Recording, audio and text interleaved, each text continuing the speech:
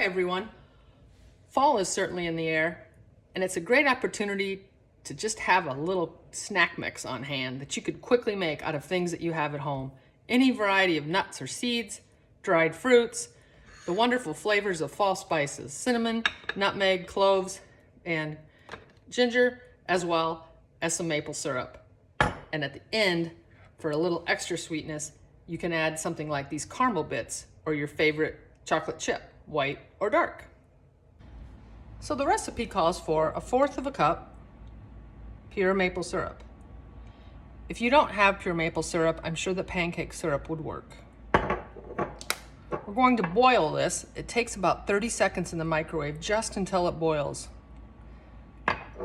Then we're going to add 1.5 teaspoons of pumpkin pie spice.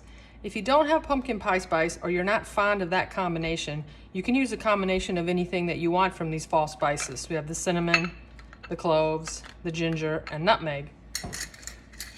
So the recipe for pumpkin pie spice, if you choose to go that route, is 1 teaspoon of cinnamon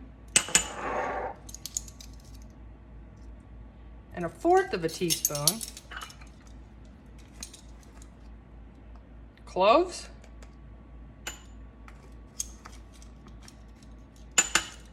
and ginger, and 1/8 teaspoon of nutmeg. This is in a grinder, so we'll just guess. So there you have your pumpkin pie spice. We're going to add that to our boiled syrup. Okay, so 1/4 cup of maple syrup. It takes about 30 seconds for this just to boil in the microwave, which is all you need to do. Add the spices we just made, or 1.5 teaspoons of pumpkin pie spice, if that's what you want to use. You have some handy. We're going to add the fruit after the nuts and this syrup cools. So the only thing that you're going to add to the pan for your oven is your nuts. The recipe calls for about 2/3 cup of pecans and 1/3 cup of whatever other nuts you want. This is all I'm going to use today. It doesn't matter as far as the amounts. It really doesn't. I'll give you the recipe at the end, but you can use however many you want and whatever kind you want. So if you just mix those together on a little parchment paper, drizzle over your syrup that you just warmed up with your spice in there. Move that around a little bit. And we're going to bake that for about 20 minutes to 30 minutes on 350 degrees, and we'll mix it around a little bit about halfway through the process. Okay, we just got the nuts out of the oven with the lovely smelling cinnamon mixture. Your kitchen will smell so good when you're making this that it will just really make your day. So here they are, and they've been cooled now. They were in the oven again for 350, around 20 minutes, stirred about halfway through. And you can see that they're gonna break up nice now for you. Crunch them up a little bit.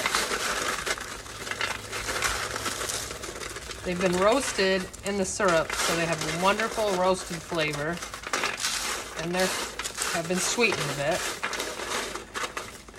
And now is when you can add your fruit. So again, any kind of dried fruit that you like. Here's some apricots, dried cherries, and craisins. Now, if you like raisins, you could have those too. Mix this all together.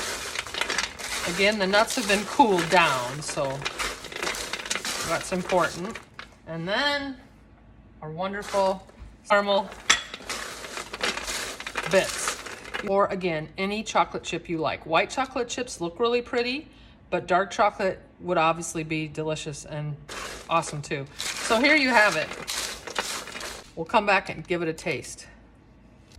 So here it is, a delicious little nut snack with wonderful dried fruit and caramel bits. This makes a great snack for you in the afternoon, or you could put it on your oatmeal in the morning. It's awesome. Crunchy, a little sweet. It won't overwhelm you with sweetness. You have to try this. When you're through, it's a good idea to store it in an airtight container such as this. Will keep for quite a while in your cupboard. and you'll be able to bring it out and enjoy it. So give it a try for a great fall treat. See you next time.